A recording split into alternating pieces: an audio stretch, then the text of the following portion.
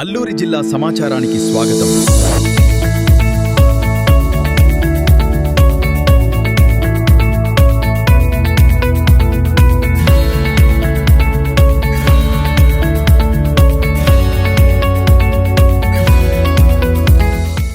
అల్లూరి సీతారామరాజు జిల్లా కేంద్రం పాడేరు పట్టణంలో వైసీపీ నేతలు నిరసన కార్యక్రమం చేపట్టారు. కూటమి ప్రభుత్వం ఆధ్వర్యంలో నిర్వహించిన మెగా డిఎస్సిలో పూర్తి స్థాయిలో అక్రమాలు పాల్పడ్డారని, పూర్తి స్థాయిలో అక్రమాలు జరిగాయని ఆరోపిస్తూ రాష్ట్ర మాజీ ముఖ్యమంత్రి వైఎస్ఆర్ పార్టీ అధినేత వైఎస్ జగన్మోహన్ రెడ్డి పార్టీ శ్రేణులకు ఇచ్చిన పిలుపు మేరకు పాడేరు జిల్లా కేంద్రంలో పాడేరు ఎమ్మెల్యే మచ్చిరాజు విశ్వేశ్వరరాజు, అరకు ఎమ్మెల్యే రేగం మత్స్యలింగం ఆధ్వర్యంలో వైఎస్ఆర్ పార్టీ శ్రేణులు శుక్రవారం ఉదయం 11 గంటల సమయంలో పాడేరు జిల్లా కలెక్టరేట్ కార్యాలయం చేరుకుని మెగా డిఎస్సిలో జరిగిన అక్రమాలకు సంబంధించిన కొన్ని ప్రూఫ్లను సంబంధించిన పత్రాలను అధికారులకు చూపిస్తూ అక్కడి వివరాలను సేకరించి పూర్తిస్థాయిలో వినతి పత్రాలను అందజేశారు. ఆడేరు జిల్లా కలెక్టరేట్ కార్యాలయంలో కలెక్టర్ అందుబాటులో లేని కారణంగా ఆర్డీఓ లోకేశ్వరరావుకు ఆ వినతి పత్రాన్ని అందజేశారు. అనంతరం మీడియాతో మాట్లాడారు.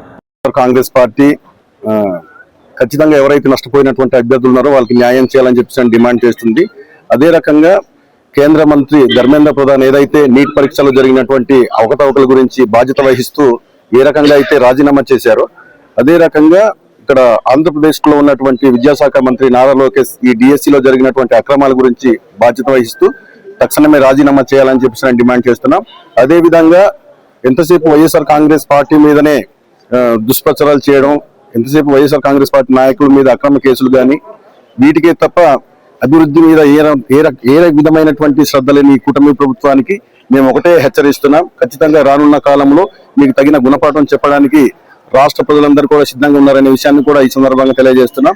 అదే విధంగా డిఎస్సిలో జరిగినటువంటి అక్రమాలు ఏదైతే ఉన్నాయో దాన్ని ఉద్దేశించి విడతల వారీగా యువజన విభాగం ఆధ్వర్యంలో కానీ, అలాగే రైతు విభాగం ఆధ్వర్యంలో కానీ, అలాగే స్టూడెంట్ విభాగం అన్ని విభాగాలందరితో కలిసి అంటే 3వ తారీఖు నుంచి 3, 4 తేదీల్లో ఇండోర్ మీటింగ్స్, అదేవిధంగా 6 నుంచి 9 వరకు రిలే నిరాహార దీక్షలు జిల్లా కేంద్రంలో చేపట్టడం జరుగుతుంది.